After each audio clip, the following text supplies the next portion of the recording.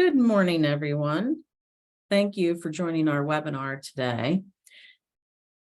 Our webinar on funding and incentives to finance energy efficiency improvements in your facility. My name is Amy Jordan, and I'll be your host for today. To pass the time, we'll give it another minute here for others to join. It's always our biggest webinar, so it's pretty exciting that we get to share so much great information on these fundings and incentives that are available. So take a look at our question: what percentage of PA's employers are small businesses? And if you'd like to try out your chat box, you can throw your answer in there just to make sure everything's working. So just give it a few more seconds here.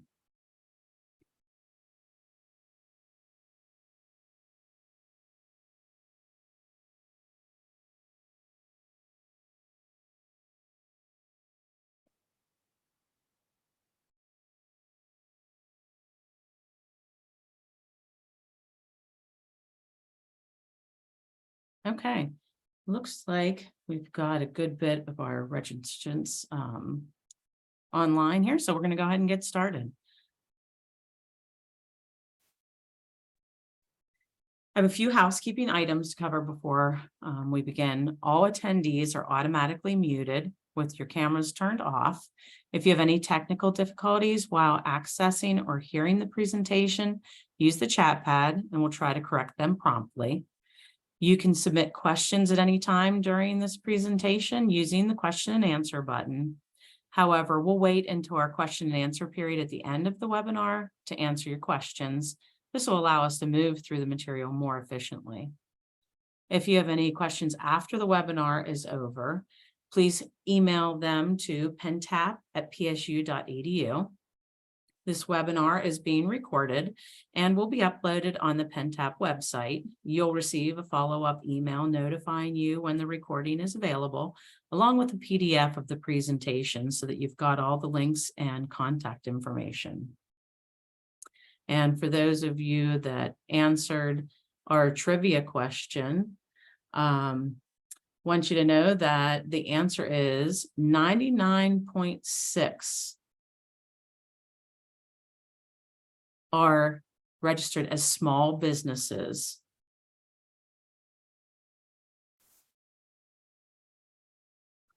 So we're very excited today to have three wonderful guest presenters for the webinar. Our first speaker is Samantha Harmon. She's Pennsylvania Department of Environmental Protection Small Business Ombudsman. Ms. Harmon assumed the role of PA DEP Small Business Ombudsman on April 24th of 2021. Prior to this role, she had been Air Quality Program Specialist with a focus on mobile sources and DEP's Bureau of Air Quality Central Office for over 13 years. Over that time, she worked on regulation, development, and implementation, state implementation plans, and policy development. She was also a primary driver for air quality grant program development and administration. Most recently, the Driving PA Forward programs. Ms. Harmon has a bachelor's degree in earth sciences with an environmental hazards and emergency management minor, and a master's degree in emergency management, both from Millersville University. Our second speaker is Gary Reed, Area Director with the United States Department of Agriculture, Rural Development Agency. Gary's coverage area is the western third of the state, overseeing offices in Greensburg, Meadville, and Butler. Gary was born and raised on a dairy farm in Jefferson County, Pennsylvania. He received his Bachelor of Science degree in Agricultural Business Management from the Pennsylvania State University. Gary's worked for rural development for the last 34 years, doing business loans, farm loans, housing loans, community facility loans, and water and waste loans. Gary enjoys spending time with his family and helping his brother with his farming operation. Gary currently lives near Punxsutawney, Pennsylvania, with his wife and two daughters. Our third speaker is Kevin Lugo. Kevin is a senior outreach specialist with Willdan. He is a professional with experience working for and with local and regional governments, nonprofits, private businesses, utilities, and political campaigns. His work has centered on sustainability initiatives with tangible benefits to quality of life, economic opportunity, and environmental health. As a senior outreach specialist for Willdan, Kevin educates FirstEnergy customers on utility incentives and creates value for them by connecting their energy and cost goals to tangible projects. Kevin also educates, recruits, and trains contractors who become the program allies that implement energy-saving projects. Outside of work, Kevin enjoys travel and partakes in many outdoor activities, including biking, climbing, hiking, and camping. You didn't know you were running for anything, right, Kevin? My name is Amy Jordan, and I am the South Central PA Technical Advisor with Pentap. After 28 years of working in manufacturing, I became a certified energy manager and now enjoy working with small to mid-sized companies to reduce their energy consumption and connect to Penn State students, faculty, and university facilities. When I'm not looking for ways to reduce my carbon footprint at home, I enjoy spending time with my family, taking road trips, and tending to my many animals and garden. Our agenda for today, our three presenters will share information about their programs. Then I'll give a presentation about other statewide funding programs and discuss how Pentap can support you with these programs as well. As I mentioned, we'll end with a question and answer session, which will include commonly asked questions. So we go ahead and turn it over to Samantha. Thank you very much.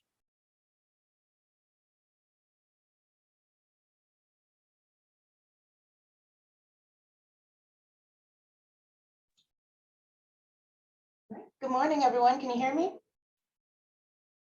Yes, we can. Thank you. Okay. First, I want to say thank you to Pentap for hosting this webinar and inviting me to speak. My name is Samantha Harmon, and I am the Small Business Ombudsman at the Pennsylvania Department of Environmental Protection. I have a lot of information to share with you regarding the funding opportunities through the department for small businesses to improve their energy efficiency or reduce pollution from their businesses. So with that, let's jump into the presentation.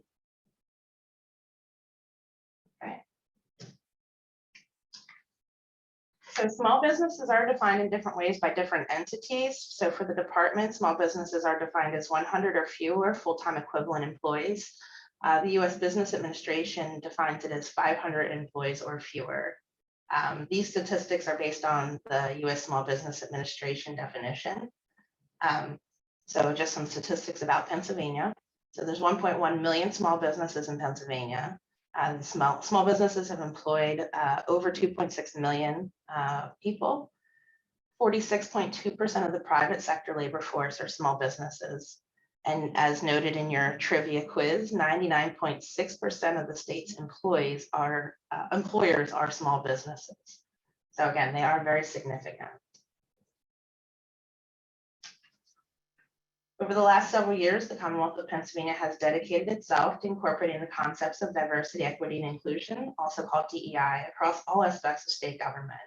I just wanted to share a few statistics with you demonstrating the diverse world of the small businesses in Pennsylvania. Women made up 48.2% of workers and owned 39.5% of businesses. Racial minorities made up 16.6% of workers and owned 12.5% of businesses. Hispanics made up 6.9% of workers and owned 4.5% of businesses. And veterans made up 4.9% of workers and owned 6.3% of businesses. As part of this commitment to DEI, the department is working on resources to make grant program documents and the online application accessible in languages other than English. We're also working to make sure products are accessible to deaf or hard of hearing Pennsylvanians. If you have specific questions about accessibility or foreign language accommodation relating to the grant programs for the department, please contact me directly after the presentation.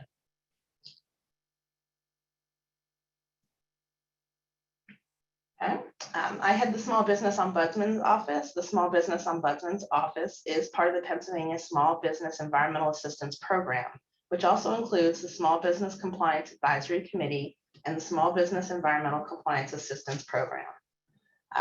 My office has a range of responsibilities, including technical compliance assistance and administering small business funding programs. The SBO, I went a little too far. The SBO office provides information on energy efficiency and pollution prevention opportunities, including potential funding sources and the benefits of taking action. Two of these programs are the Small Business Advantage Grant and the Pollution Prevention Assistance Account Loan. The next slides will review these programs in detail, followed by additional opportunities for funding at the department. So for Pennsylvania-based small businesses with 100 or fewer full-time equivalent employees, which includes all businesses under common management or ownership, a project must save a business at least $500 annually and 20% annually in energy or pollution prevention related expenses. These can include utility savings and expenses such as eliminated disposal costs. So there's a couple ways that you can count the reduction in your expenses to make it count for the grant application. Just a few examples. So if you upgrade your lighting, you'd have electricity savings. HVAC, you could potentially have natural gas savings. If you do a dental X-ray upgrade, there's waste disposal costs that are eliminated in waste water reduction. So again, it's not just about electricity. It's about what else are you saving? Are you saving on pollution reduction or water reduction use, things like that? Think outside of the box too. So a commercial grill replacement, you could have electric or natural gas savings as well. So probably the bullet that you're most interested on this slide is the estimated opening date for this round, and that is currently August 4th, 2021. So in about 2 weeks, we are anticipating opening for the next round of funding. Please check the Small Business Advantage Grant website for notice of the opening date for applications. So that website should be updated this week. You should be able to access the documents at least a few days before we open, and then you'll be able to apply if all goes well, starting on August 4th. So the Small Business Advantage Grant funds are reimbursements of eligible expenses. So that means that you have to pay first, and then we reimburse you for the costs that were approved in your grant application. We only cover equipment or supplies. We don't cover labor or installation. The maximum grant award for any project type will range from 50% or $5,000, the lesser of those, up to 80% or $8,000. You'll need to use the Small Business Advantage Grant calculator to figure out what you're eligible for. So the reason there's a range is there's opportunities to bump up what your potential maximum funding is. So if your project is located in an environmental justice area, you can bump up a little bit on your potential max award. And then if you have significant environmental savings resulting from your project, either through energy efficiency or pollution prevention, you may also be eligible to bump up your maximum award. So the grant calculator has all of that built in. Once you put your stuff into the grant calculator, you'll be able to see what your potential maximum award is going to be. Just as a reminder, there's a general application checklist in the program guidelines that'll help you gather all the documents and information you need before applying, as well as the project type checklist that provide you with the information you need by project type. So for example, there's a general checklist that'll tell you things about what you need to know about your business to apply. And then if you have a lighting project, there's also a lighting project checklist that has more specific things for that project type. This application process is fully online. There is not a paper application available. Grants are awarded on a first come, first served basis. So it is non-competitive, but it's based on when you apply. Once money is all allocated or money runs out, we cannot award any additional funds. So you want to make sure you act quickly once you have your project lined up to get your application in to be eligible. So there were no significant changes from last year's program. And if you remember last year, we did a whole bunch of major updates. So we kept it a little more simple this year and just did some minor updates. The program guidelines have been reformatted so that they're a little easier to navigate. We've kept the higher potential funding, as I mentioned in the last slide, for projects in environmental justice areas or projects with significant environmental impacts. And we've made some clarifications regarding eligibility of commercial real estate, property management companies, multiple application submissions, and new equipment being purchased that's allowed for natural resource protection projects. Okay. This is all still the Small Business Advantage Grant. So for eligible applicants, again, please look at the program guidelines for further detail. This is just kind of giving you an overview of the basic requirements. So they must be a for-profit business and be registered if they're required to register and taxed in PA. They have to have 100 or fewer full-time equivalent employees for the entire company. And businesses attached to residences and commercial properties may be eligible with certain conditions. Ineligible applicants include any not meeting any of the conditions above, anyone that has current or unresolved environmental violations or financial or other obligations to the Commonwealth, and franchises are also ineligible.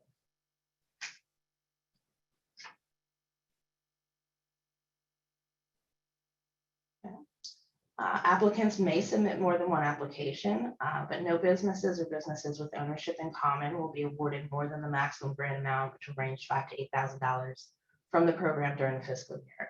So that means, for example, if you have two eligible projects and you get $4,000 for the first project, you would not get any more than $4,000 for the second project. Again, we have a little calculator. We can run that through to tell you how much you might get for a second project based on how much you got for your first one. We do strongly recommend, if at all possible, combining projects.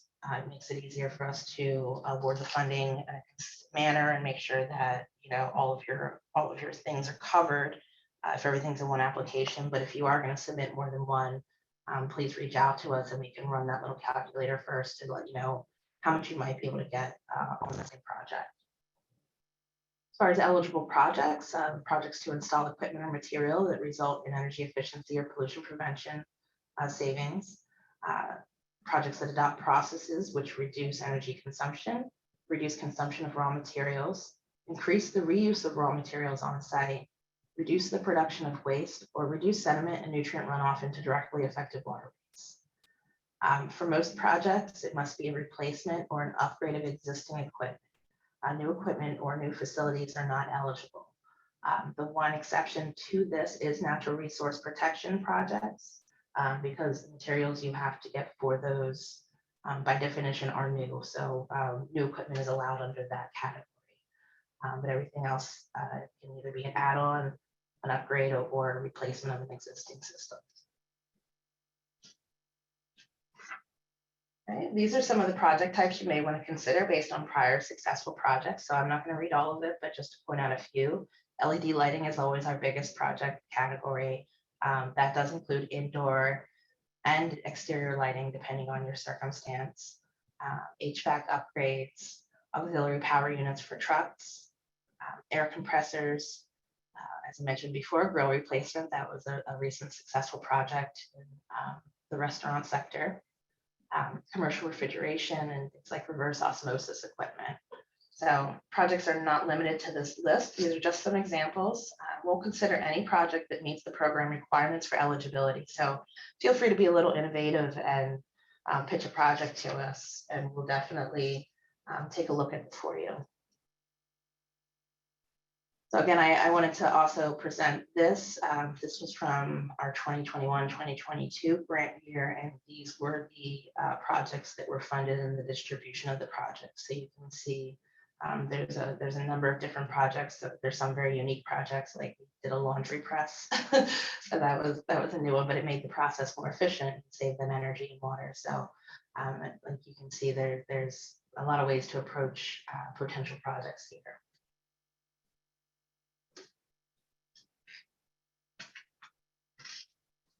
This page. Okay, so on this slide, I've provided a direct link to the program page and the full website in case the link doesn't work when this gets converted to PDF. And this section where it says Small Business Advantage Grant Documents is the section that you want to look for. And it will have the 2023 documents posted once the grant round opens. Please be sure that you do not use documents or forms labeled with the prior year, as changes have been made to those and they may not work correctly for this year. So we did a lot of bug fixing this year. So please don't use a prior year's materials or documents.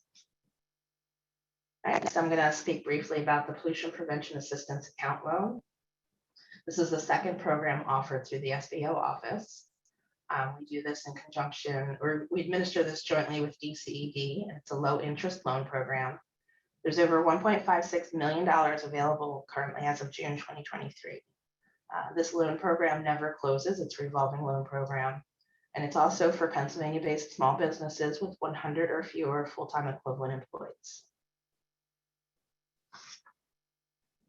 Loan funds may be used to purchase equipment or implement process changes which fulfill one or more of the following: reduce or reuse raw materials on site, reduce pollution, production of waste at the source, or significantly reduce energy consumption. DEP and DCED anticipate businesses will pay back the loan through savings realized through reductions in the cost of raw materials, waste disposal, or energy use. One of the important things for this loan is that applicants must work through your local Certified Economic Development Organization, or CEDO, to apply. There are CEDOs available throughout the entire Commonwealth. And if you go to this website and you pull up your county, it'll tell you there may be one or more CEDOs available in your local area. So you would just select the one that you want to work with. And after you get your determination of eligibility from the department, you would work with the CEDO to submit your application to DCED for the loan, and they'll help you through the rest of the process. So this loan covers up to 75% of total eligible project costs. It's a 2% fixed rate for the life of the loan. And that has been verified. It's 2% fixed for the life of the loan. So that right now, that is a very, very, very good deal. And it's a 10-year maximum term. And the maximum loan amount is $100,000 for any 12-month period. And again, I've provided a direct link to the program and the full website in case the link doesn't work. And you should look for the section labeled Application and Application Process. These sections explain the loan application process, which is a bit more complex than the grant application process. In addition to the SBO office, the department's Energy Programs Office also runs several financial incentive programs. Again, I've provided a direct link and the full link in case the link doesn't work. Multiple funding opportunities for energy projects ranging from energy management automation to building envelope measures to more efficient operations. They fund a wide range of financial incentives such as loans, grants, and rebates that are available for businesses for various measures like high efficiency variable speed drives, motors, lighting, compressed air, and pumps and HVAC systems, and for the installation of renewable energy.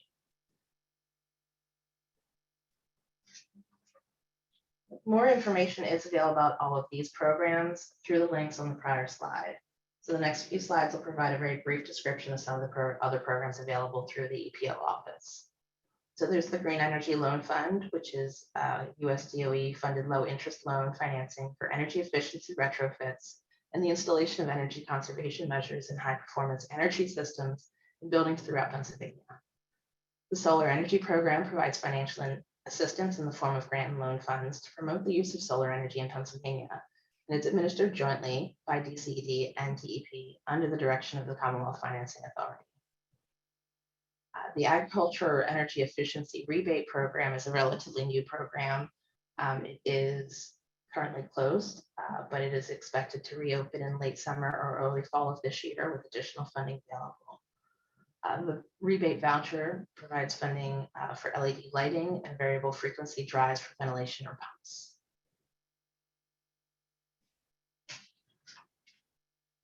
The Pennsylvania Energy Development Authority is an independent public financing authority whose mission is to finance clean advanced energy projects in Pennsylvania. The Commercial Property Assessed Clean Energy Program is a financing program launched in 2018 that provides business property owners access to low interest, long-term loans for clean energy and clean water projects that are repaid as a property tax to benefit the community. And finally, from the EPO, they do have a publication titled Energy Financial Incentives for Pennsylvania Businesses that you can take a look at that has links and information about these programs and others. And finally, in addition to the SBO and the EPO offerings, there are a number of grant and loan programs offered by the department for environmental improvement projects. There's a direct link and the full website for the grants, for the department's grant centers, grants, loans, and rebates page. These programs are sorted by applicant type to make it easier to search. So for example, they have a residential section, a business section, a school section, a nonprofit section. This page also provides a list of funding programs that are currently accepting applications. So when you go to the grants and loans page, you'll be able to know what's open, what you can apply for, and what's not open at this time.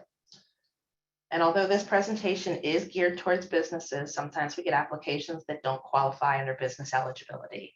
We still like to encourage those type of projects, so I provided a link to the department's page for energy efficiency incentives for residents.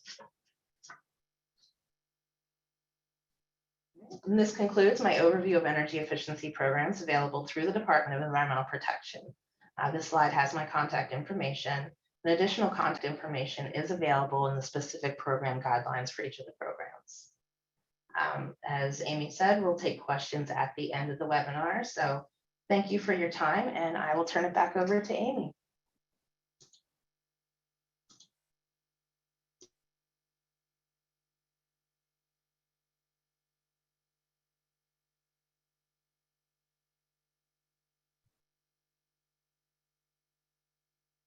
Okay, let me make sure I can advance my slide here.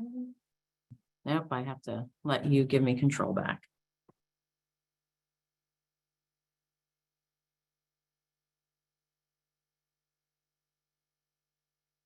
Okay, so thank you so much, Samantha. Obviously, great information, and everyone will have those links to be able to check things out. And as I said, we'll be sending this in a PDF form, and Samantha definitely covered all those links. So next presenting will be Gary with the USDA. And there you go, Gary. Thank you. Okay, thank you. Morning, everyone. Thanks, PennTap, for having us. We at Rural Development have over 40 programs. I'm going to focus on just one today, which is the Rural Energy for America program. In 2002, the Farm Bill left us, gave us energy authority for our first program, which was called the 9006. In 2008, then the Rural Energy for America came into existence, and it's been reauthorized in 2014 and 2018. Okay, now I got to advance the slide.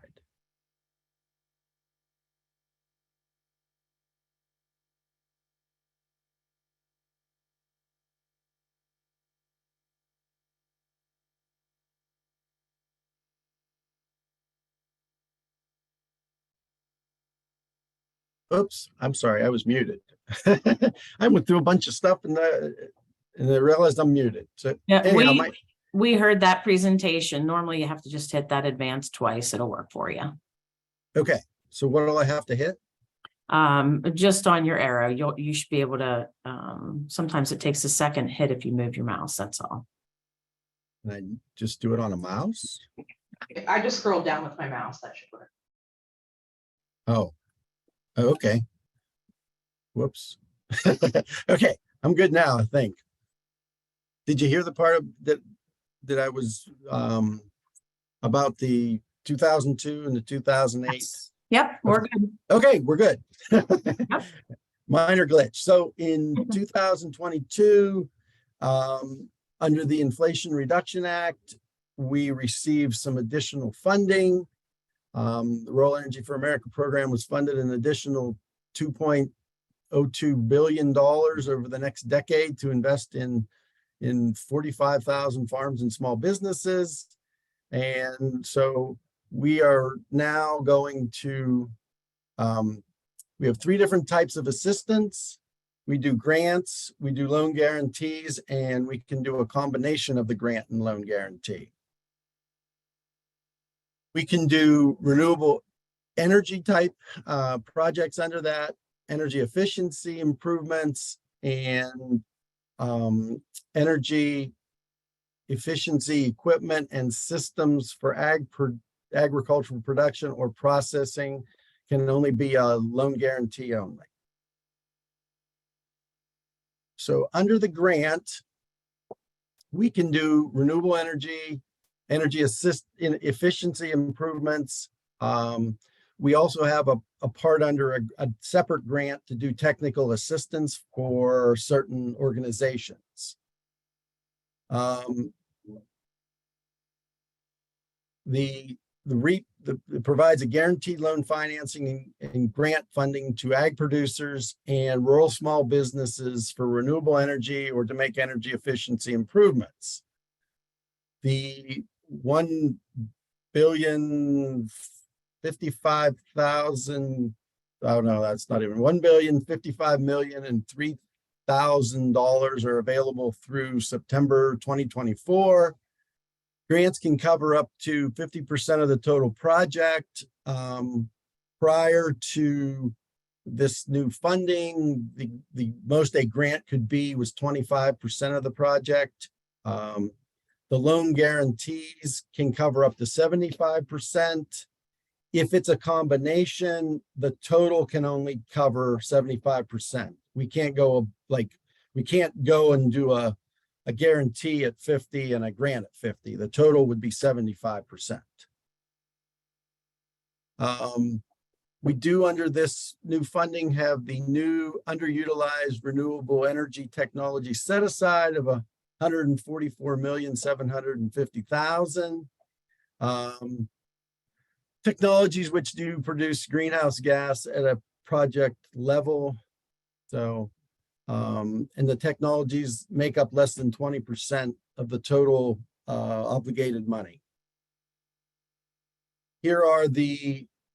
We're going to basically, we accept applications all the time, but each quarter we will close and point those applications and fund accordingly.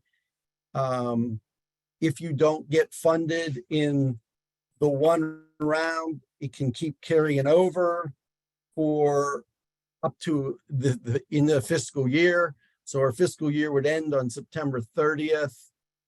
So if you weren't funded by September 30th close date, then you would have to reapply.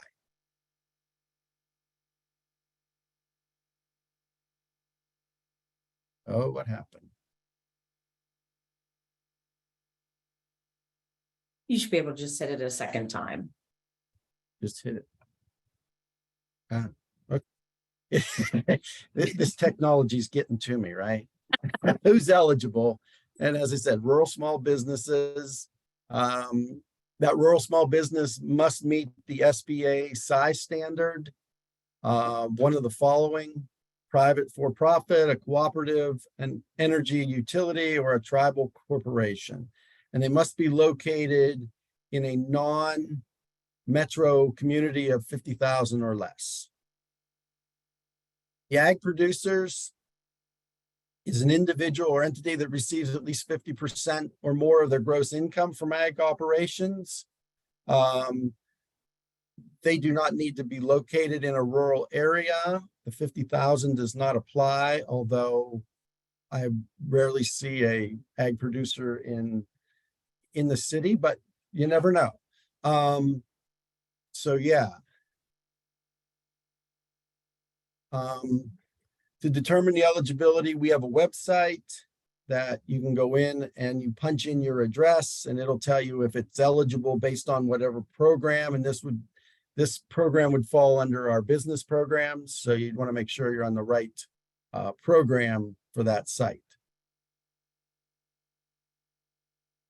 Some of the renewable energy projects we can do: solar, wind, small hydroelectric, anaerobic digesters, biomass, geothermal, and wave ocean power. Some of the energy efficiencies type projects are lighting, heating, cooling, ventilation, fans, automated controls, and insulation.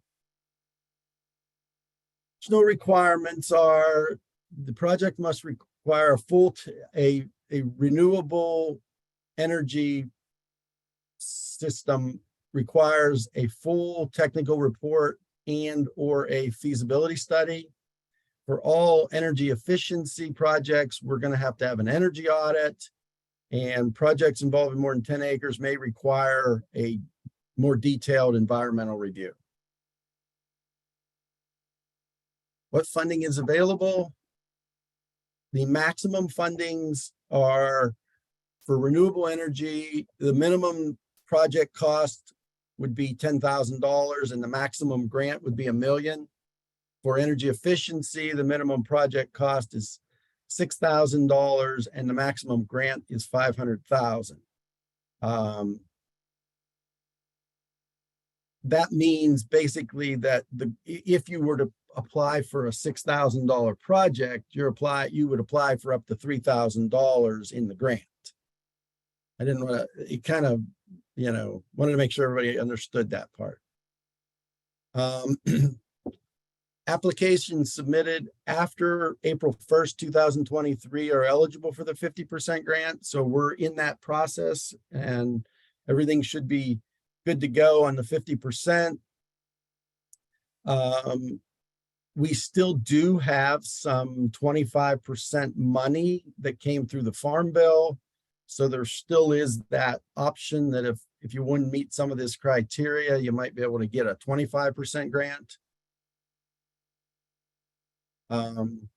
Use of funds, we can do equipment, application, construction and facility improvements, retrofit, professional services, permits, and working capital, and land acquisition would be guaranteed loan only. Ineligibles are residential equipment, such as, tillage equipment or any kind of any kind of portable equipment. Any pre-application construction, meaning anything that was done prior to application, we would not be able to cover. Application preparation or grant writer, lines of credit, lease payments, or payments to the owner. Now, as far as in most cases, if your business and your house is on the same meter, then we're going to use a portion. We're going to have to show how much is going to the house and how much is going to the business. So in a lot of cases, people will split them out so that that's not a problem. Some examples. One we did here was a veterinarian hospital where we put in roof solar and we reduced his operating expense by 30 to 40%. We did an electric co-op where we did a community solar project. And they were able to produce 443 megawatts. We did an anaerobic digester where they can power an equivalent of 700 homes per year. We did a rural auto repair shop where they did a micro hydro power turbine and reduced their energy cost by 51%. We did a grocery store where we did geothermal heating and reduced their energy by 40%.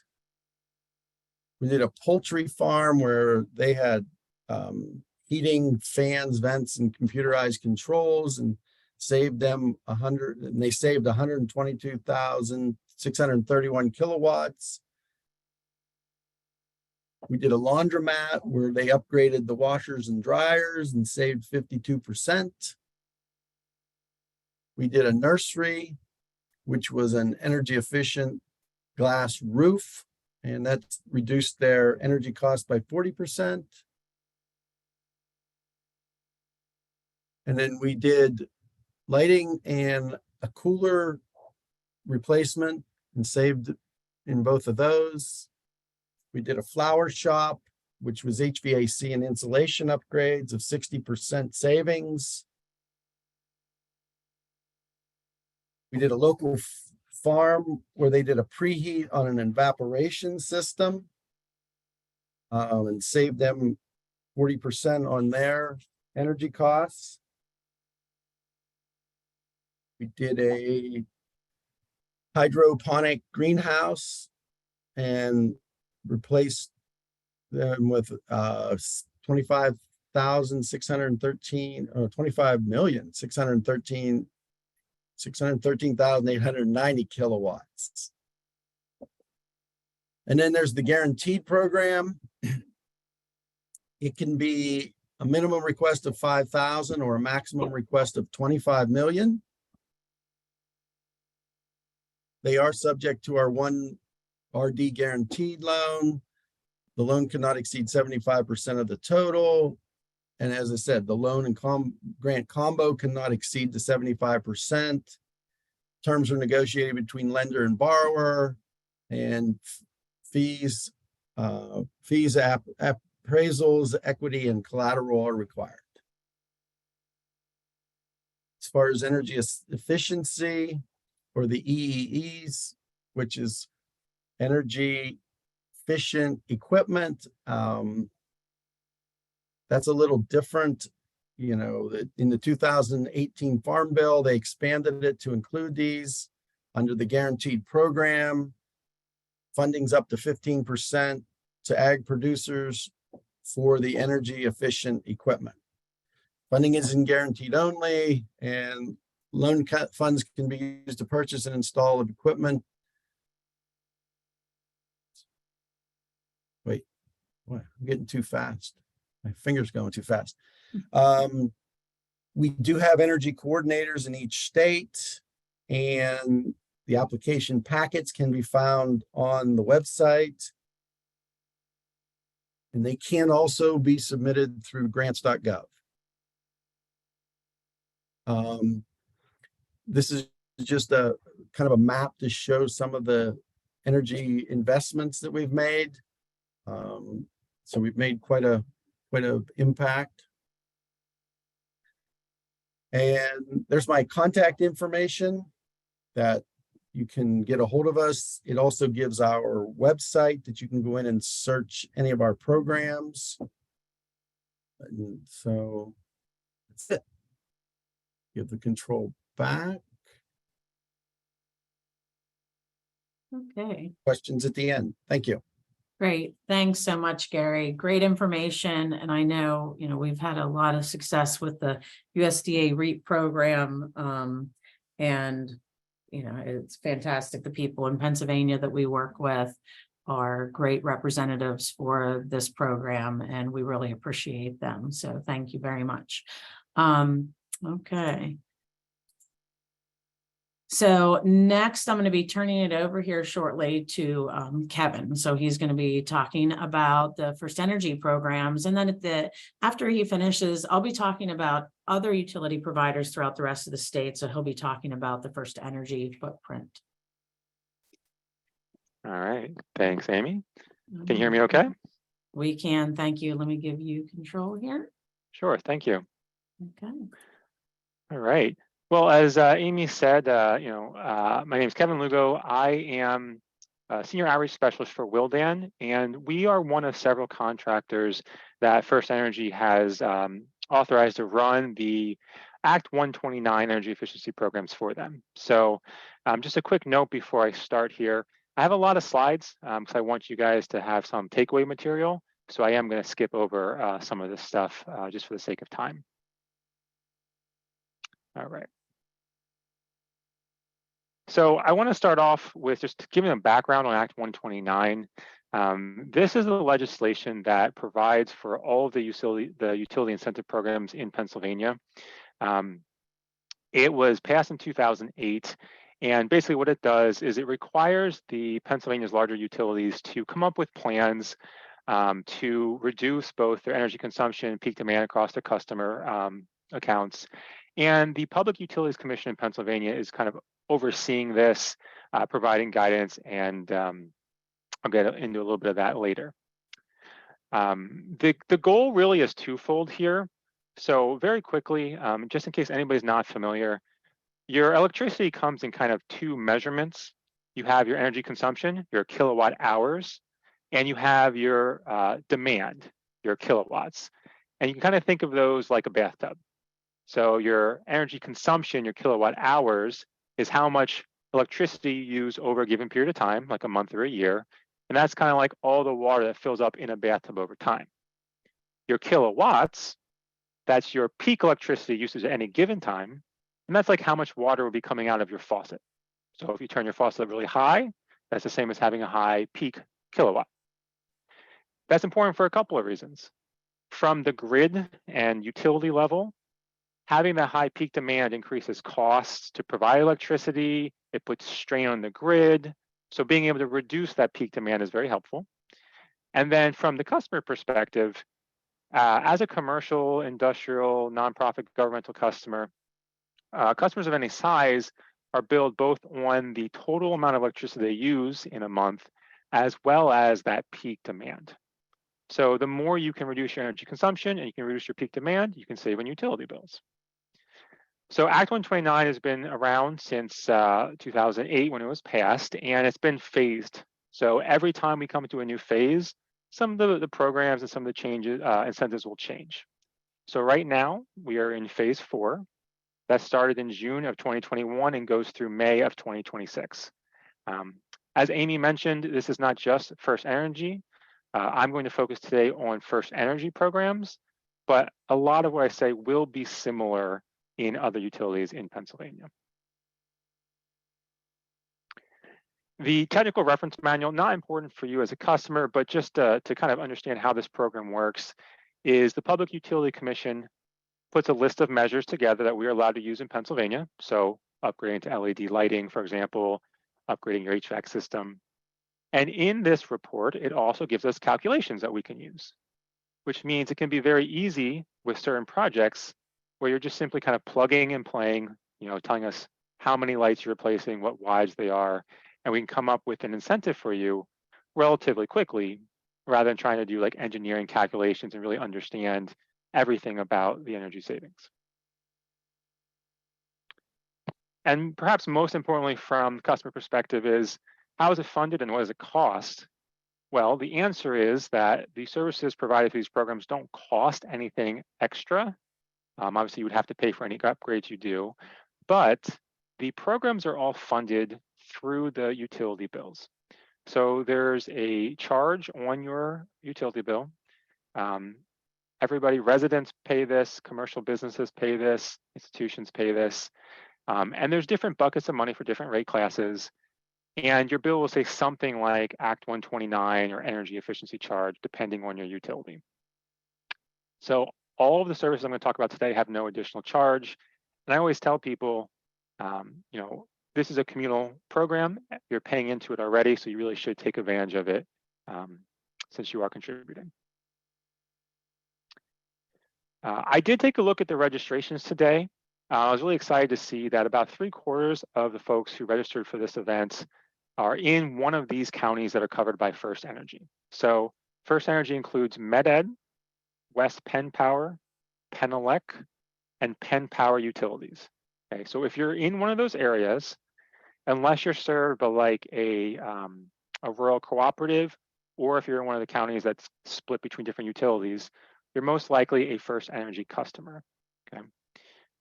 For my team here at Willdan, there are myself covering Eastern PA, Eric Minard covering Western PA, and then we have a new staff member, Sam. He just joined us last week. We're going to be your main points of contact for Willdan to reach out to us, ask questions, and move forward with your projects. And one more note, if you've ever used these programs in the past, you may have remembered a different carve out for government, nonprofit, and institutional. That is no longer the case. So when we consider commercial industrial now, really what we're talking about is any kind of non-residential facility. So that could be commercial office space, that could be manufacturing, could be libraries, municipal buildings, hospitals, grocery, etc. Okay, so non-residential.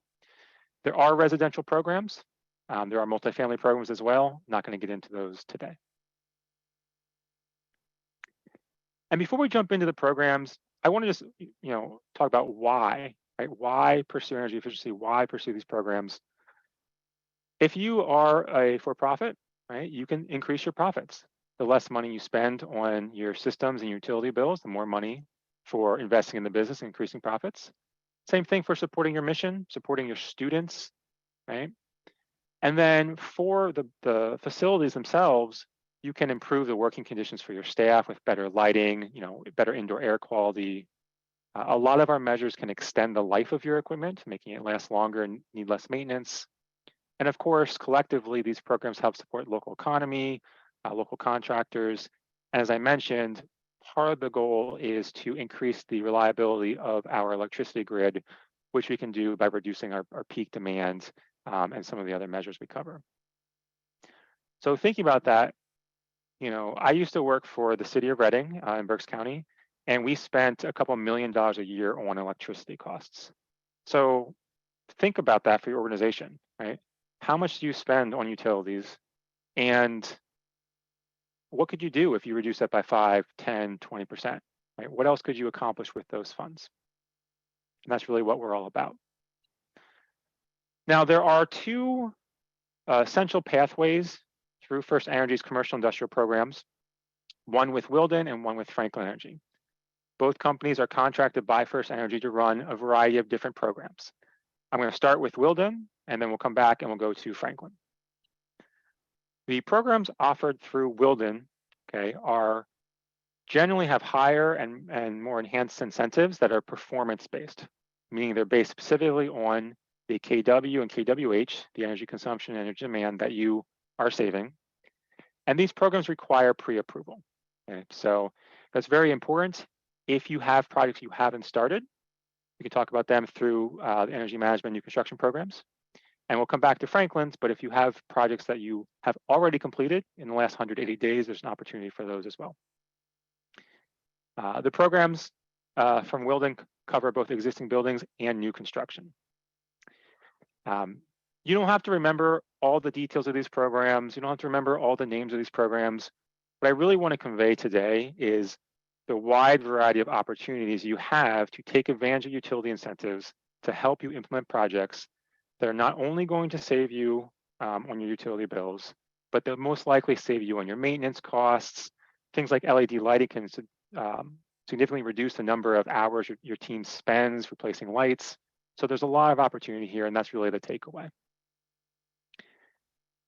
We're first going to talk about the energy management programs for existing buildings. Building tune-up, this should really be your best friend when you're looking at your facility, because we offer good incentives for very common items. So HVAC, lighting, and refrigeration. On the left over here, the HVAC replacement measures. So if you need to upgrade your air conditioners, your heat pumps, etc., we can support those, but they must be above the federal baseline efficiency levels. Okay. Where we really shine in HVAC is some of these measures on the right, which take your existing equipment and add controls or add additional features that make them more efficient. So for example, a variable frequency drive is a very, very good measure. And what that does is allow your fan on your HVAC systems, instead of running either on at full speed or off, you can increase or decrease its speed based on the need you have in the building. It's a relatively simple measure, but in our program, you'll see it gets a very good savings. Lighting, LEDs, right? That's low-hanging fruit. I saw a lot of folks on this call were interested in lighting. We can do lighting in the building tune-up program as long as it's either has some kind of controls or delamping or something that's more than just a one-for-one replacement, or if it's paired with one of these other measure categories, HVAC or refrigeration. And finally, refrigeration. Really, this is often overlooked. People don't think about it as often as the other two categories, but I know we have some schools on here today. If you have walk-in coolers, or if you have like reach-in coolers, like you might see like Wawa Sheets, if you are a manufacturer and you have a large cold storage facilities, some of these items, low-hanging fruit, can really make a difference in your facility.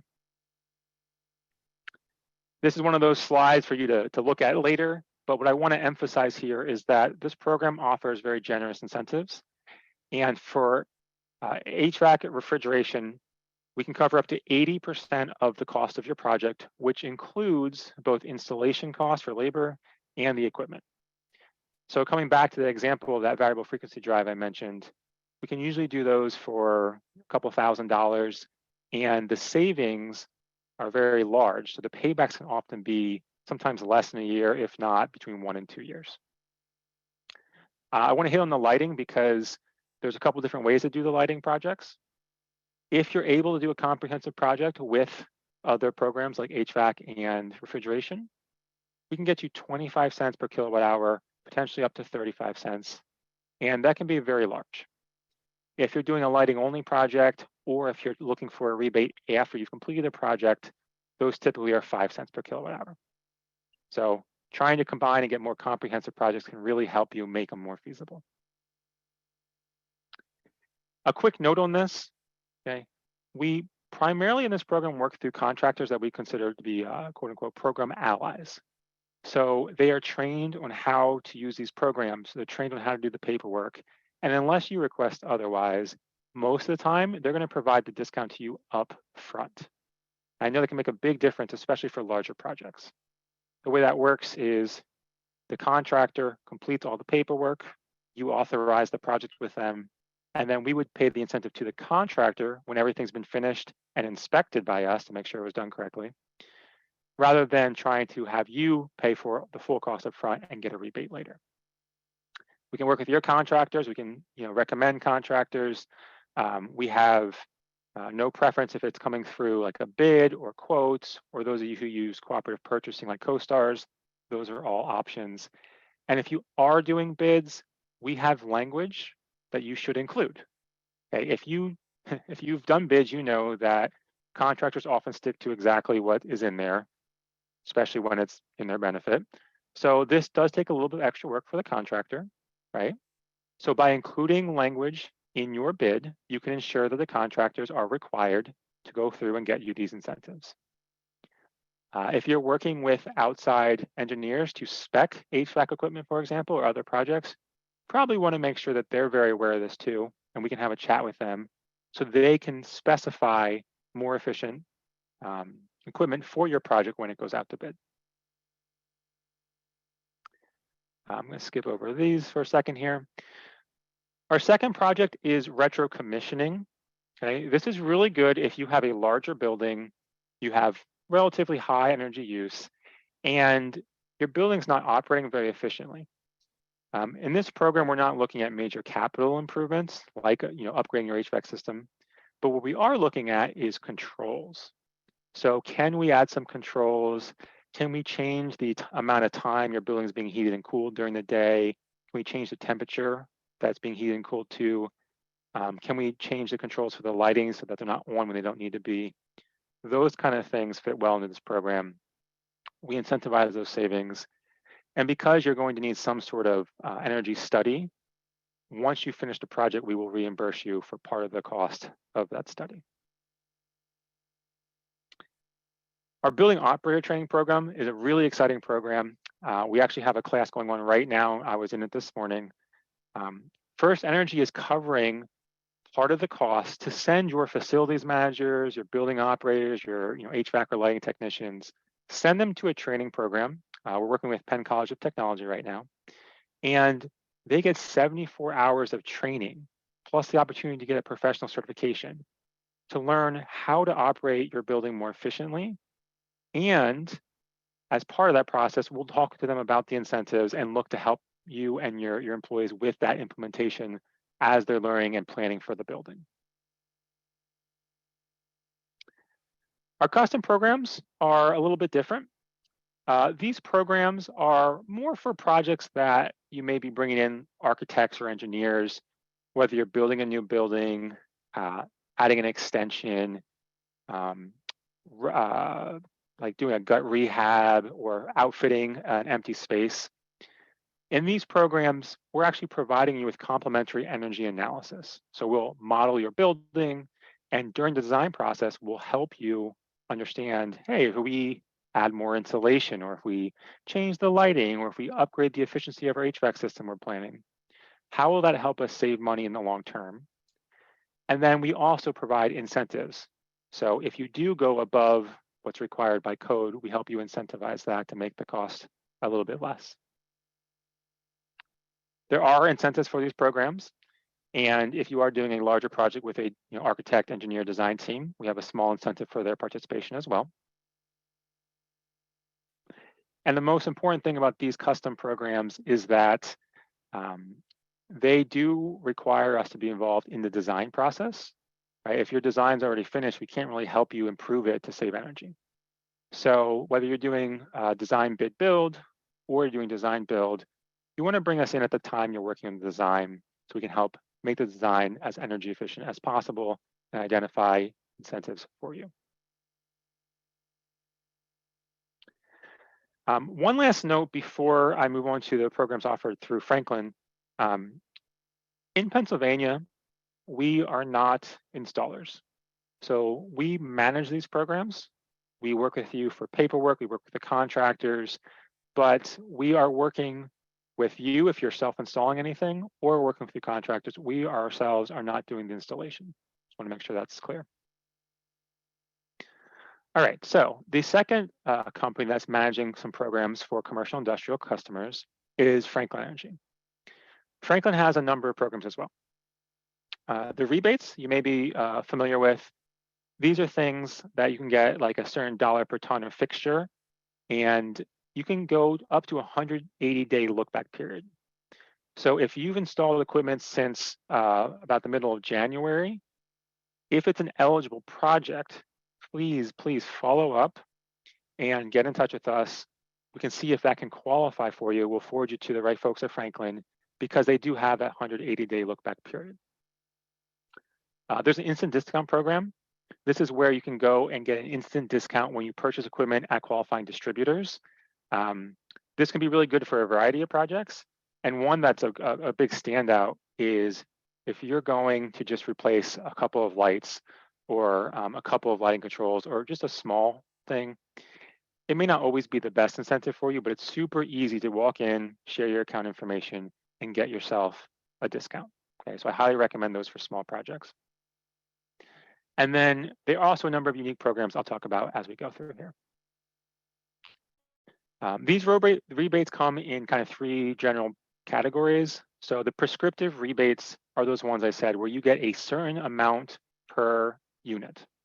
So if you go in and you buy exit signs, for example, you can get $15 per each LED exit sign you buy. It's pretty straightforward. Exit signs are pretty cool because even though they don't use a lot of electricity, they run 24/7. So they do actually get you some good energy savings and incentives. The performance-based program, the performance-based rebates, these are 5 cents per kilowatt hour. And like with the programs I mentioned in Building Tune-Up, it's performance-based. It's based on the actual savings you're getting. And there's calculators that you can fill out for those. And then there's the custom programs. These are also 5 cents, but these are for a wide variety of projects, and I'll mention some of those in a minute. As I mentioned with the lighting, it's controls, it's lamps, it's new fixtures, it's LED exit signs, all prescriptive rebates. For HVAC, your air conditioners, your heat pumps, this bottom picture here, if you're familiar with these are like for hotels, motels, nursing homes. These are PTACs, they're either air conditioner or heat pump units that are installed on the walls. All these types of equipment have prescriptive rebates available. Food service, okay, if you have kitchens, Energy Star equipment already will help you save energy, and there are rebates available for those. Freezers, refrigerators, fryers, griddles, various types of ovens. Okay, if you have a commercial kitchen, opportunities here. And then just more generally, appliances and electronics. You're probably already familiar with that Energy Star logo. You can see it at stores like Home Depot and Lowe's, Best Buy, etc. If you buy measures like this, a lot of times you can get those directly at the store for things like Home Depot and Lowe's. But if you're going through another supplier, you can also fill out a rebate application online to get rebates for your equipment. The instant discount, okay, these are also considered prescriptive. These are the ones I mentioned where you just walk into a qualifying distributor for your lighting, HVAC, your food service equipment, and you get a discount on site. There is a list of distributors on the website. So when you get these slides, you'll be able to go right there.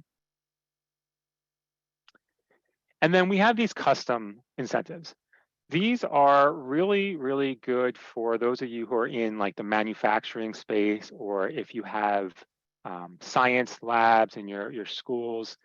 These are for measures that there's not a simple, straightforward calculation to determine how much energy you're saving.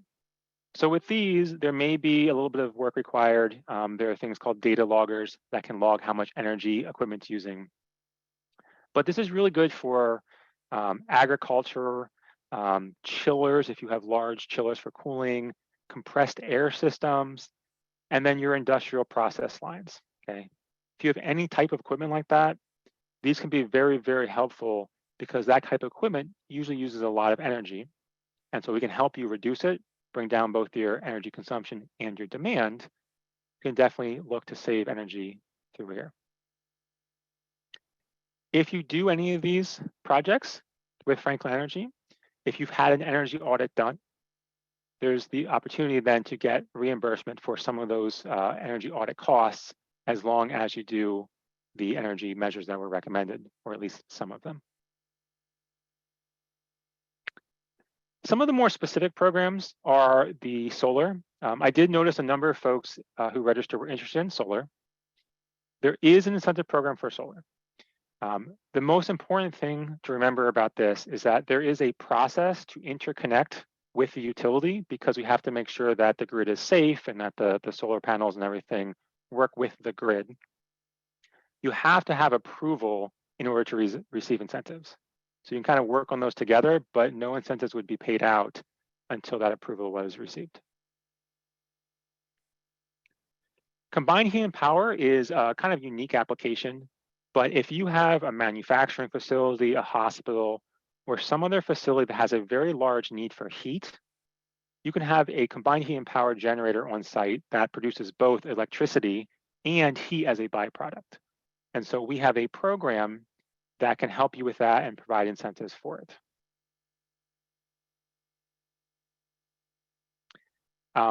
So the last programs that I talked about there with Franklin Energy, the contact information here is Deanna Weaver and Ray Murphy. They also have a team throughout the state. So I'll leave you with that contact information. And then I do also want to just mention the main website is energysavepa.com. So this is First Energy's landing page. This has links to all the different programs, information about the rebates, information about pre-approvals, what measures qualify. And I want to leave you with that these programs, like I mentioned earlier, you're already contributing to them. So what I always recommend is if you're doing any type of project that you think will impact your HVAC, your lighting, your refrigeration, have a potential to save energy, you should absolutely look into these. Depending on the program, we have caps of $75,000 up to like $500,000 for projects. So they can really make a big difference in the feasibility of a project, reduce your payback time. And because these are part of the utility program, they are independent of some of the other things we've heard today and other grants and funding available. So it depends on grants, grant by grant, but you may be to use this as like matching funds or something like that. These programs can be used if you're financing the project.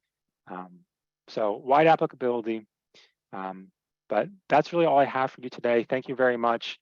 And please reach out to us and we'll look forward to help you implement some projects. All right, I will turn it back over to you, Amy.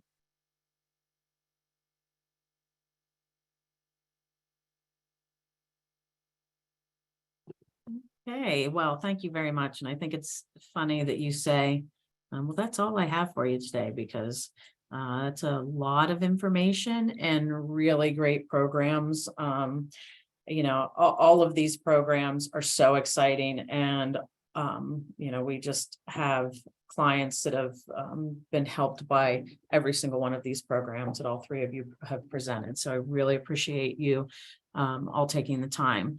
So as I mentioned, I'm going to talk about a few things outside of First Energy. So other Pennsylvania utilities offer incentives for reducing energy usage as well. As Kevin mentioned, we're all paying into it, so you should really take advantage of it. PECO offers incentives to upgrade your equipment for increased energy efficiency, for high performance building designs used in new construction, to improve the efficiency of your compressed air systems, for saving energy by upgrading your data center equipment, For projects that don't fit within the standard incentives, they have custom incentives as well that can be looked at and considered. UGI gas utilities offer financial incentives for commercial gas customers who complete projects that reduce gas consumption. Incentives fall within two different categories. So again, they're the simple prescriptive rebates that pay a set rate for the purchase of specific high efficiency gas heating and kitchen equipment. And then there's the custom rebates that incentivize other gas saving projects up to $100,000 based on project cost and savings. Again, you can go to UGI's website. PPL, electric utilities offer direct discounts through their contractor network for measures such as lighting, compressed air, and refrigeration. If you want to do lighting upgrades yourself, instant discounts on qualified products are available through participating distributors. Two other programs to check out are the Small Business Direct Install program and the standard program offering. So again, it's just like, going into Lowe's, buying your new refrigerator, and you apply for that discount. You want to make sure that when you're buying something that utilizes energy, that you're looking at what participating vendors and distributors are available so that you can get that discount right away. Duquesne Light Company is ready to help whether you operate a small local business or a part of a large commercial chain. So they offer incentives for upgrading HVAC, lighting, refrigeration, food service equipment, and new construction energy efficiency design. Again, for projects that don't fit within the standard incentives, they also have custom incentives. You'll receive these slides, like I said, next week. Please use these web links to learn about what your utility providers offer. And of course, PennTap is always available if you have questions. We're happy to at least help find you the right resources for your projects. Here's another opportunity through the Department of Environmental Protection, the Alternative Fuels Incentive Program, or grant, AFIG. DP is offering a competitive grant funding for clean alternative fuel projects within Pennsylvania. The AFIG program is a reimbursement grant program as well and has approximately $3 million in funding available for eligible participants. And again, as Kevin mentioned, we've got a lot of school districts, municipalities, and other organizations on our webinar today. So eligible applicants include school districts, municipalities, nonprofit organizations, and businesses in Pennsylvania. Maximum funding for the project is $300,000. And there are two different deadlines. So it's going to be 11:59 p.m. on August 25th and again on December 15th. So let's talk a little bit about sustainable energy funding that's available across the state. 4 funds were created as a result of the restructuring plans of the 5 electric companies. The funds are designed to promote the development of sustainable and renewable energy programs and clean air technologies on both a regional and statewide basis. The funds have provided more than $20 million in loans and $1.8 million in grants over 100 projects. A statewide sustainable energy board was formed in 1999 to enhance communications among the 4 funds and state agencies. So first we'll discuss West Penn Power Sustainable Energy Fund. West Penn Power's SEF is a nonprofit organization that was founded to promote the deployment of sustainable energy technologies that benefit West Penn Power ratepayers in Pennsylvania. The West Penn Power SEF financial programs are focused on 3 broad categories. They're the deployment of renewable and clean energy power production, innovative energy efficiency and conservation technologies, and public outreach and education. West Penn Power SEF has 2 primary project financing methods: conventional financing and then the Act 129 energy microloans. The second fund is the Sustainable Energy Fund. Sustainable Energy Fund is a 501c3 nonprofit located in the Lehigh Valley that helps energy users in eastern and central Pennsylvania overcome financial, educational, and regulatory barriers to a sustainable energy future. SEF does this by providing and/or facilitating commercial loans and stipulated energy savings agreements, investments in companies working towards a sustainable future, and by hosting one of the premier sustainable energy conferences in the Mid-Atlantic region, Energy Path. They finance upgrades for commercial, government, nonprofit, and agricultural entities. So you'd want to contact the SEF at the number provided or go to their website and download an application. Next is the MedEd Penelec Sustainable Energy Fund. The Metropolitan Edison Company Sustainable Energy Fund of Berks County Community Foundation and the Community Foundation for the Alleghenies began distributing money in the form of grants, loans, and equity investments for a variety of projects within the territories originally served by the two electric companies. The two funds share an advisory committee and are commonly referred to in the singular as the MedEd Penelec SEF. Since its inception, the MedEd Penelec SEF has approved 259 grants totaling nearly $6 million, 50 loans totaling nearly 25 million, and 3 equity investments totaling more than 1.5 million. Total funding since inception is more than $32.5 million. This SEF considers requests for funding from the areas outlined as MedEd and Penelec on the map. And again, if you're interested in areas eligible for these funds, take a look at their newsletter, sign up, and you'll hear about programs as they open. Finally, the Sustainable Development Fund, which is managed by the Reinvestment Fund. Reinvestment Fund's Sustainable Development Fund offers innovative financing to support projects that include energy conservation and energy efficiency, renewable energy, and other advanced clean energy technologies.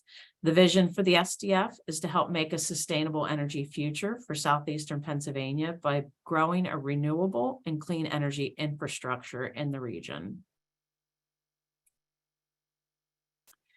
So the Treasury Department and the Internal Revenue Service provide tax relief for both business and home energy efficiency investments. So be sure to discuss any of your projects that you've completed with your tax professional to maximize your return.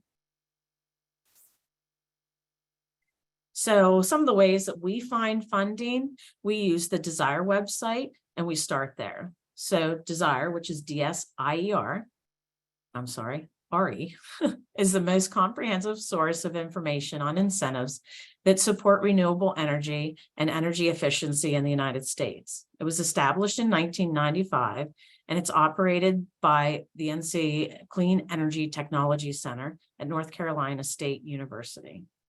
Desire lists rebates, grants, loans, and tax incentives for each state.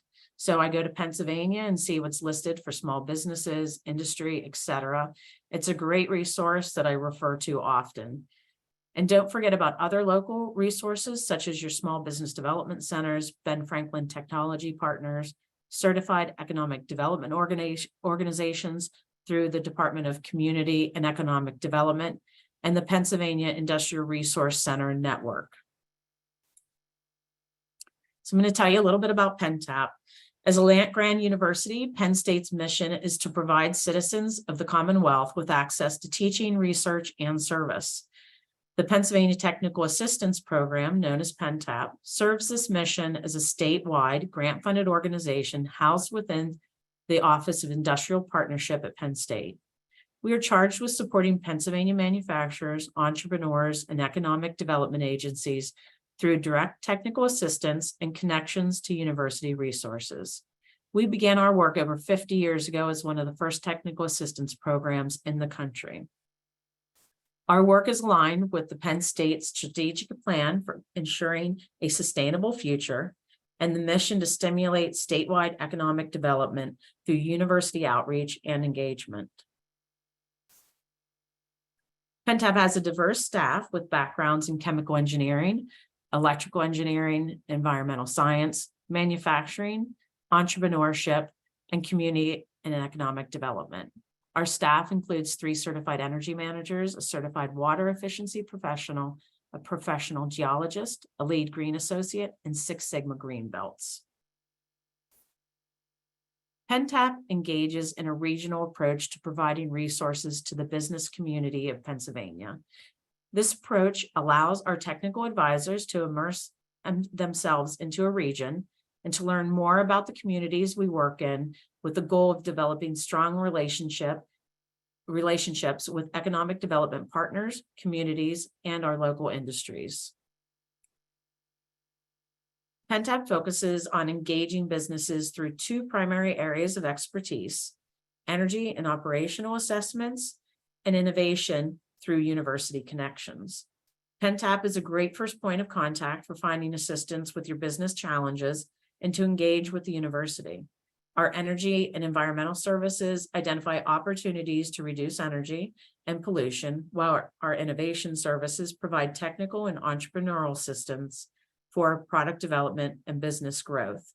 We connect companies with the faculty, students, laboratories, and infrastructure of Penn State, as well as our economic development partners throughout the state. Our wide range of resource partners bring different tool sets to complement PennTap's suite of services. Our resource partners include small business development centers, industrial resource centers, Ben Franklin Technology Partners, local development districts, and the Strategic Early Warning Network, and others. With technical advisors in every region of the state, PennTap can make personal connections to the economic development representatives that are working in every region of the state. So we just proudly released our annual report for 2022 with support from Penn State, along with these federal and state agencies. Our work generated $11.4 million in economic benefits, educated over 1,000 individuals, and engaged over 220 students, completed work across 40 counties, closed out 100 client projects where 60% of those projects were within environmental justice areas. And we helped to create or save 85 jobs across the state last year. The work that we do at PennTap aligns with 9 of the 17 UN Sustainable Development Goals.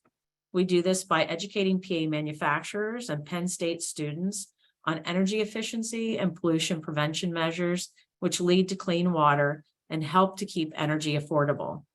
We promote responsible consumption and production at the facilities we visit, which reduces their carbon footprint. And connecting clients to our network of statewide resource partners ensures that they have the support needed to continue to grow in a sustainable manner. So I want to thank Samantha, Gary, and Kevin for all of their fantastic presentations and information that was shared. As I said, this is always an exciting webinar to do, and I love having this opportunity to share this information with so many participants, and of course, providing this as a recorded webinar for future view. So we did have a couple questions that came in on our portal here. So one question was, this came in during actually Samantha's presentation. So Ed asked, if I have 50 employees at my facility in Pennsylvania, but 200 more at a facility in Delaware, it's all under the same company, do they still qualify? Hi, Ed, thanks for the question. Based on our eligibility requirements, those 200 employees in Delaware would count towards your total FTE count.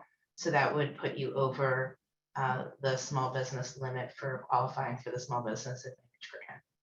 Okay, all right. And then we have a couple questions here from Gary.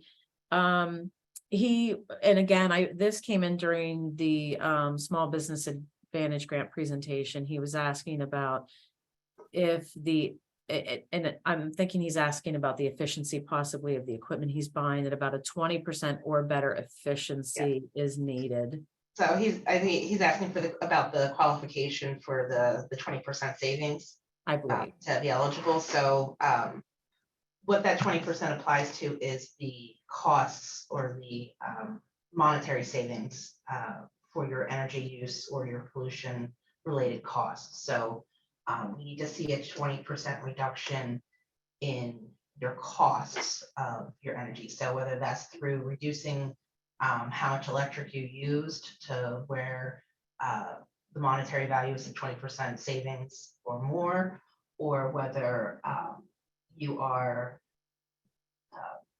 eliminating certain disposal costs. So say you switch a process to where your waste is no longer considered hazardous, so you don't have to pay those extra fees for disposal. Say you switched one of the inputs that resulted in it changing what your waste product is.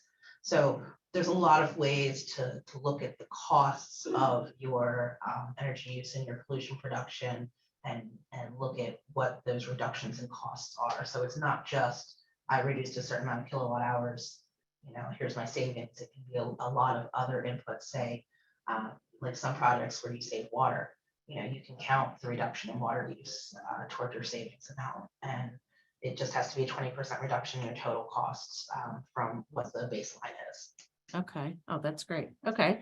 And then he did just comment about a grant application that something wasn't working, but as Samantha mentioned, you want to make sure that you're grabbing the most updated grant application for any of these programs.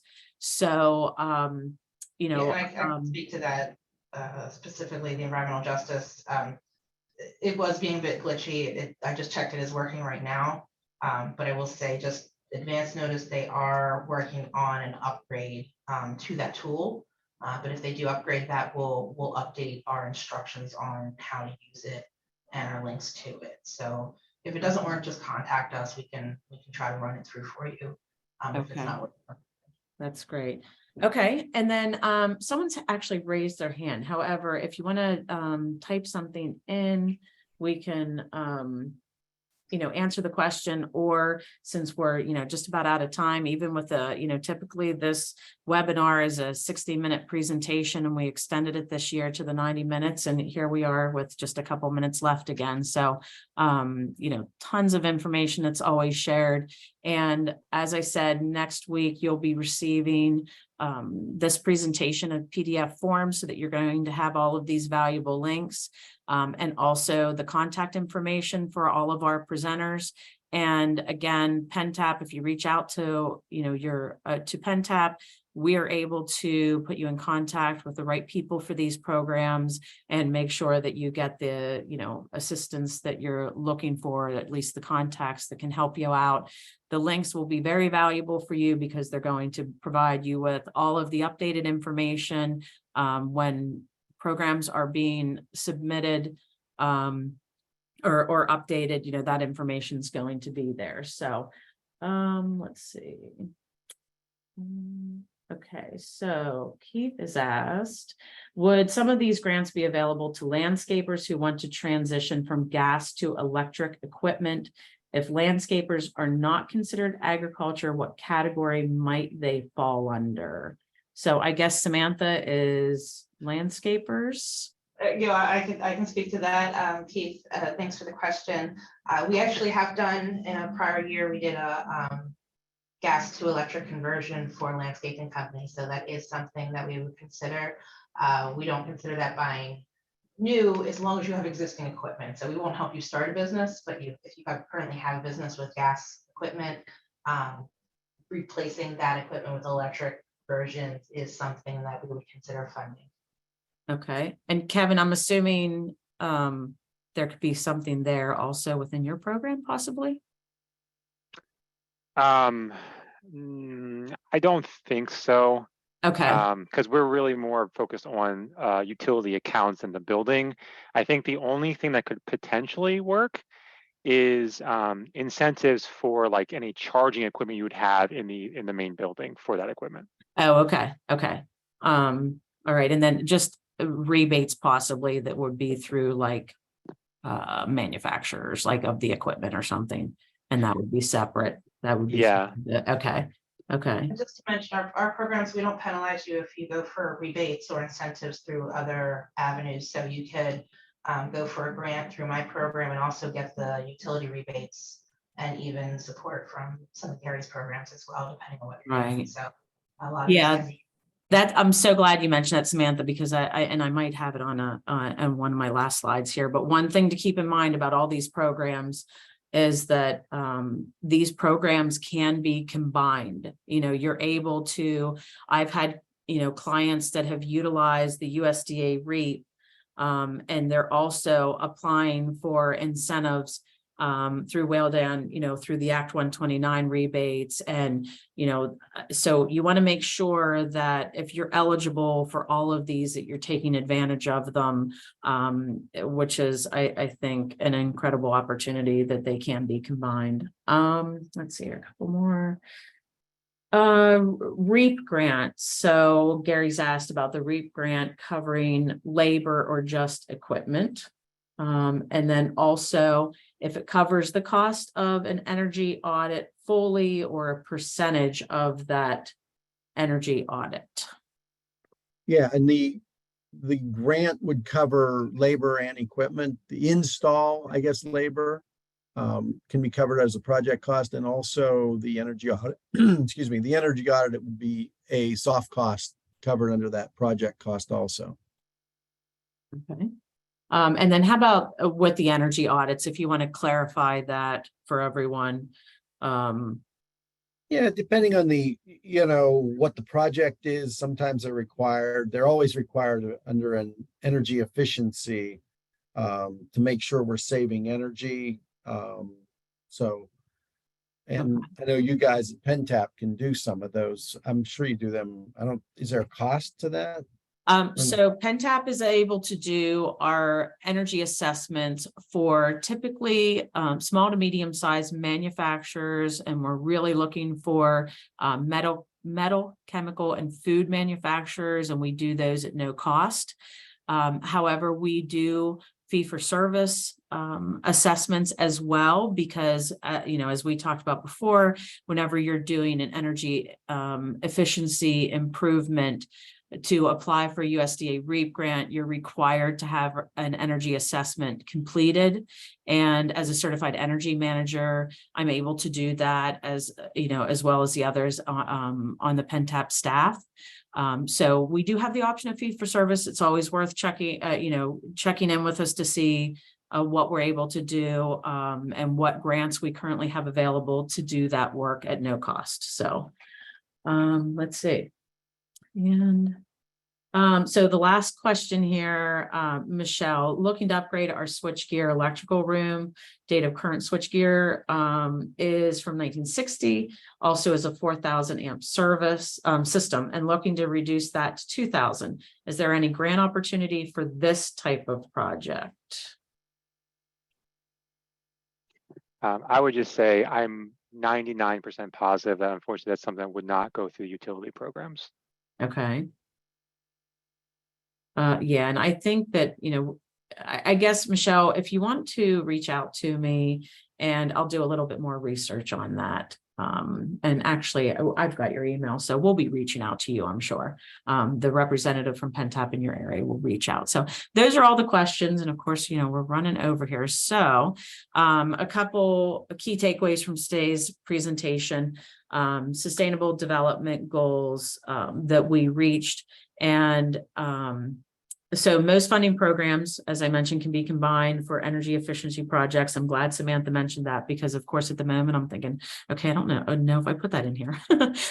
So they can be combined. Not all projects require pre-approval, but it's strongly encouraged. So you really want to be reaching out before you're writing a check, signing a contract, buying anything. Check it out and see, you know, what programs can help you, because many of the programs do require pre-approval. Some funding programs are competitively graded, while others are just a first come, first served. So it's important to work with a funding grant specialist to achieve the best results. Okay, upcoming events. We have a September webinar that will be coming up to explore fundamental manufacturing process improvements that are key to pollution prevention and to reducing carbon footprints in manufacturing companies. We'll also highlight sustainable technology improvements developed for the metal casting industry that demonstrate effective green pathway solutions, which can be used in other manufacturing sectors. So you're going to want to take a look at the PennTap website, go to events, and you can register for this September 21st webinar. Also, if you want to stay on top of funding opportunities, university programs, and PennTap initiatives by signing up for a monthly newsletter, you could scan this QR code to send an inquiry to PennTap and sign up on our monthly newsletter, and again, through our website. I want to take a moment to thank the Appalachian Regional Commission. This webinar was made possible because of the ARC Power funding that PennTap receives. If you're interested in additional information, as I said, please feel free to reach out. We'd be happy to help you and find a connection for your needs. Thank you very much for attending today's webinar, and thank you to the presenters. I think a lot of great information, and I hope that we'll be hearing from you soon. Have a great day. Thanks, everyone.